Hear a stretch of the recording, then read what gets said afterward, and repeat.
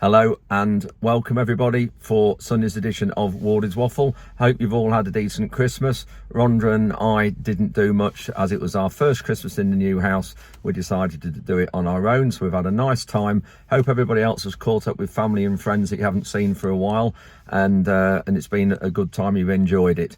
And anyway, this update, we are looking around the farm at some of the crops and the wet weather and feeding of the wildlife.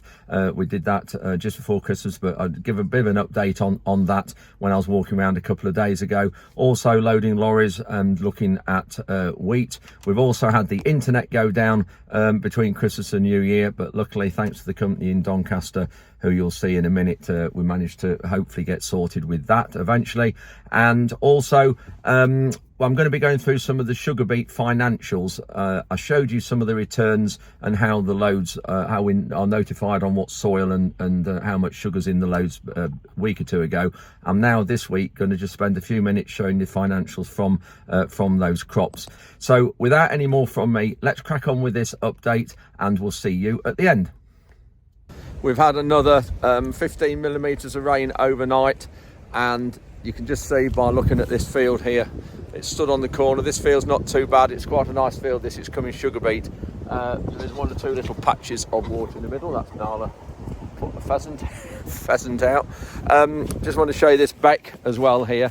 I'll just turn the camera around and walk along it and just see how bad it is overgrown. This is the Beck that Barry's going to come in with an excavator and a flail head. You can just see here the debris across the water here. This Beck carries water off from other farmers' land, from Leadenham Village and off the A17, and also Fullbeck Village comes into this as well. So we'll just see what it's like, because it's in desperate need of some maintenance. So Barry's going to get a long reach excavator with a flail head on, and we're going to cut a lot of these bushes back. See, that's a drain from one of my neighbours, comes into it as well, out that field. Just see along here as well, massively obstructed, so it needs a real sort out, this does. So another pheasant Nala's put up. Yeah, there's some feeders in here, and Nala, come here. There she is. There's some feeders in here, so there are a lot of pheasants in this area because it's really quiet as well and sheltered. So the feeder's just in there. I have just thrown a bit of wheat out of it, and just in this hedge bottom here. This shows that's where all the pheasants and partridges are in here, and of course other other songbirds and birds, wildlife benefit from it as well. So a lovely quiet spot here, out the wind. Just looking at this area down here, this is something a lot of the public and these activists don't realise, the amount we do for wildlife. The wheat we're using in these feeders we don't get paid for. We're just doing that out of our own goodwill to help the wildlife, because it has a tough time out here in elements like this, and it's just something we do, and a lot of other farmers do as well all over the country to help wildlife. But a lot of activists and greenies don't see the amount of work that we do. It's all behind the scenes, and we do shout about it as much as we can, but our voices aren't as loud as Packhams and Monbios and people like that. And when you put things on social media, try and counteract what we're doing, they all just come back with, oh, the little bit you're doing is insignificant to the problems in the country. And it just makes you wonder, why do you bother? But we bother because we care for the environment and wildlife. So I've just mentioned the weather. I'm just going to walk out across the end of here, and you'll feel the wind or hear the wind and the rain. And this is why these little shelter belts with the grass strip alongside here, they are so important. Just listen to this now when I come across the end.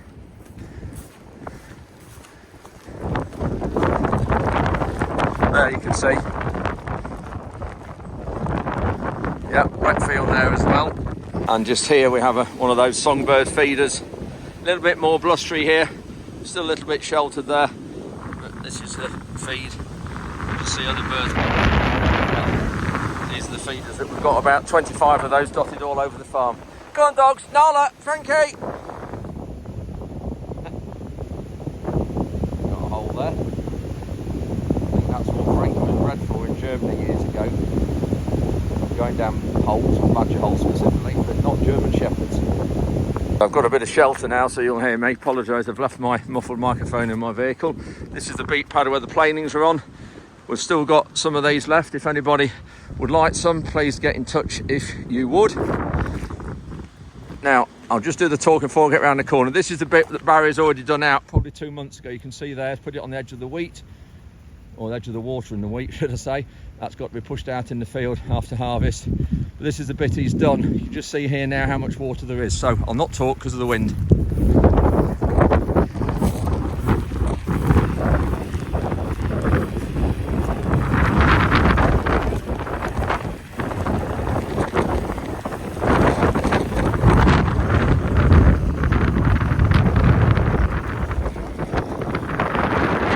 You can just see, looking at that, how much better it is since Barry's done it out. So the other way to my left here will get done, but it's quite a way.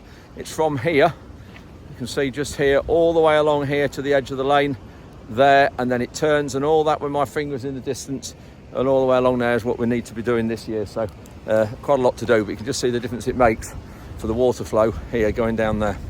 Dogs just love it being out. Surprised, little Frankie is a tough little dog. She doesn't mind getting wet, getting muddy when she's out, but getting her out is a totally different story. She's just like a boss. So it's Friday morning, 29th. We're still off for Christmas. The lorry's rolled up for wheat. I knew he was coming within a day or two, but he rang half an hour ago to say he's on his way. It'd have been good between Christmas and New Year if we had a bit more warning than half an hour. So I've just had another lorry come in the yard. This is the second lorry, and both Frontier loads.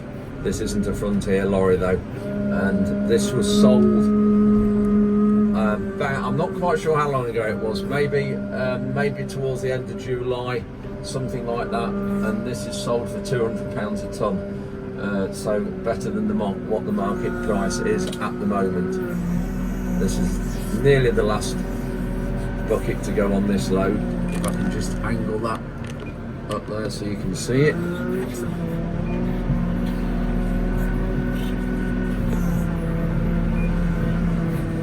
just see if I can get that. There we go.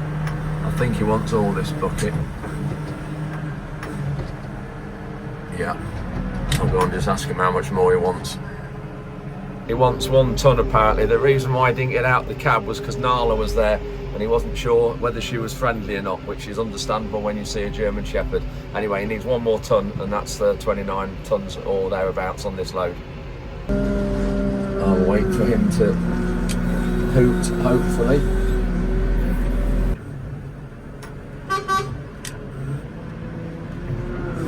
So I'm just going to take this bucket off now, put it back into the shed where we've been loading rape. We've still got quite a bit of rape. Let me just lower this window down. There we go. You can see there's still quite a bit of rape here. Let's get him weighed out.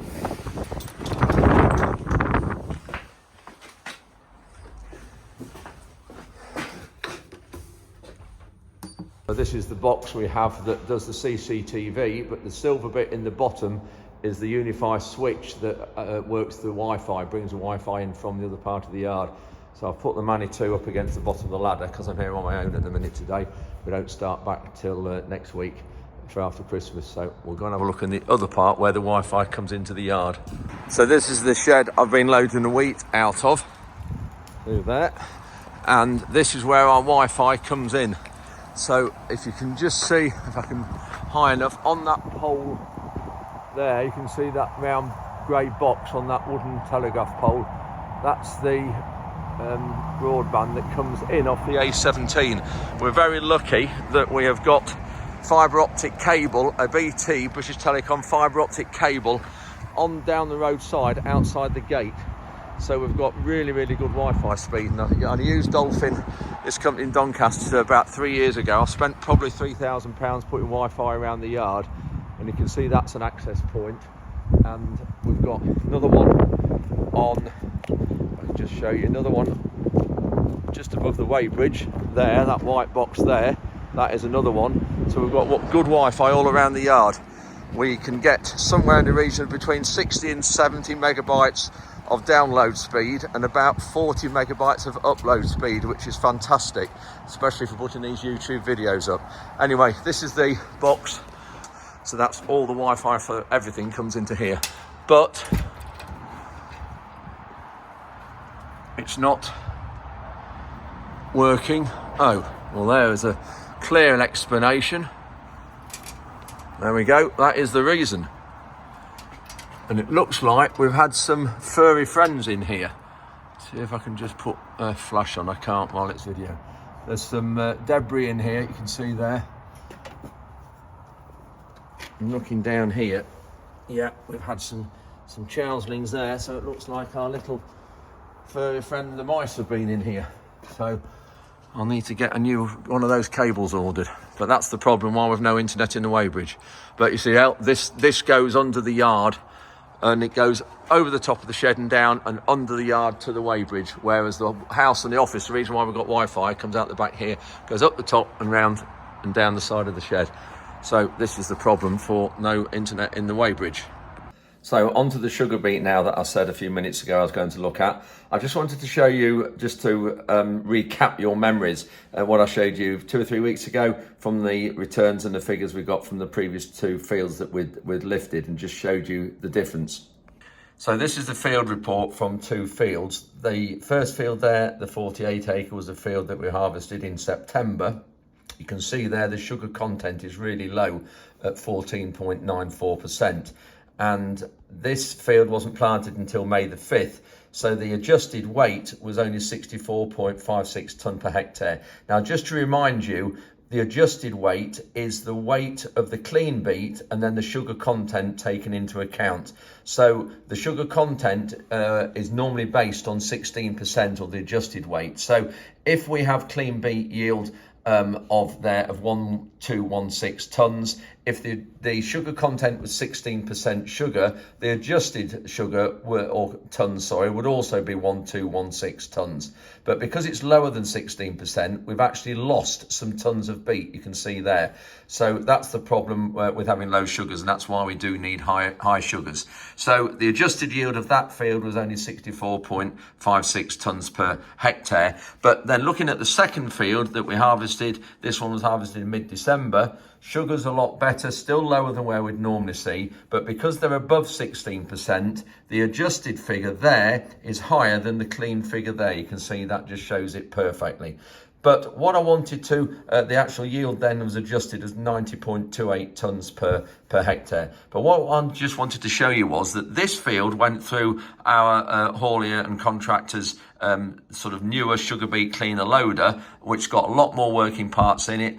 This is the update that you'll see it working in if you want to have a look at that. Whereas this field went through our own cleaner loader that's an older machine and hasn't got so many rollers and things in it. But because it was on light soils, I thought it would do a good enough job. But when you look at the soil content here, you can see it hasn't. It's an average of 6% soil against 3.1% there. Now this field is on heavy clay soils, so you'd expect that to be a bit higher, but it just shows how good the machine was for taking the soil out there against this one. So it's nearly double, but it costs us £1.40 a tonne extra for the contractor to use their machine and load it than it does here with ours. So I'm just going to show you now the difference in returns on pounds per load and whether we need to use that machine or not for the next field. Just going through some of the figures at the top of this invoice, you can see there various things. We've got different contracts, whether we're on a 1 year, we are on a 1 year. Some people are on 3 year contracts, and that's the price they were getting,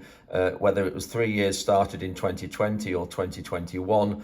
And then an upgraded multi-year, you could upgrade some of these and add an extra year onto the end of it. So the price is altered, but we're on 1 year, so we're getting £40 a tonne for the 1 year contract. These, and if we go above our tonnage, you can see here, we're on 4,800 tonnes. We won't get quite, we'll be somewhere there, but not quite, or not over there. But any tonnage over the contracted tonnage is paid at £30 per tonne. These are the levy prices, you can see.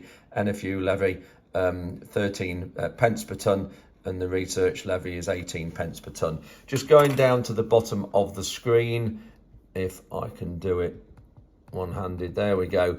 You can see right at the very bottom there, So this is a bit of a summary here. Transport rate, we're paid £5.19 per tonne by British Sugar. 12 miles from the factory we are. This is our total dirty beet tonnes to date, 2,413 tonnes, an average dirt tear of 4.5, so that takes into account the low ones from early in the season and the higher ones to date. Our clean beet tonnes of 2,300. This is the purity of the sugar, amino nitrogen, that is 15.8% average sugar. So again, averaging the earlier field in the light land, we've lately lifted. We've had total loads up to date of 83. We only get sampled on 23% of our loads, so we're on a reduced sampling. That's all done at random. This is the value of the beet up to now, and then this is totals for this invoice. But when you look at it, the value of beet per load seems high, but the amount of cost in growing this crop is huge, and the sugar, the damage to the soil structure, damage to roads, and things like that we have to use or have to pay for, that we don't have other crops. And then we have the cost of the contractor lifting the crop as well, which is a very high value. This is the other end of the field. That's probably our best field of wheat on the heavy soil. You can just see this corner was flooded end of October, and it is again now with the rain we've just had. But just shows you here how wet it is, with the margins stood in water. And even this feeder, water underneath there, and the birds won't really be very interested in going to that. It's a job to know, but I can't move it because it's 3/4 full. It's you see, it's too heavy. Let's just have a look in it. So there we've got pheasant flying out there. Frankie's just put that up. She's in these trees here behind us. So yeah, you can see there the wheat in the bottom there. It's about half full. I'll see if I can move it across onto some dry land just across there, but just so depressing when you just get this every single day. It's just time and time again. For goodness sake, I'll be pleased to see the back of 2023. I really, really will. Just had enough of it. Walking back down the margin over this footbridge. This is a public footbridge. This is the dike that buried it out, or one of the bikes buried it out last winter. Running really well. You can see here carrying all the water down from the yard, which is just through there. This is one of our winter bird food plots here. Nice quiet area. This was established last summer, just to go a bit nearer here. This was one of the fields that Tom dragged a few weeks ago. You just see his water stood here. We want to get this done again on the frost, when we get some more frost. And then this field, I think we're going to have it spring wheat. Show you what's in here. A mixture of about 5 or 6 different species. Lots of kale type, legume type crops. Drop feed off, and there's been some cereal based ones as well, and some other crops here dropping feed off. You can see all through there throughout the winter.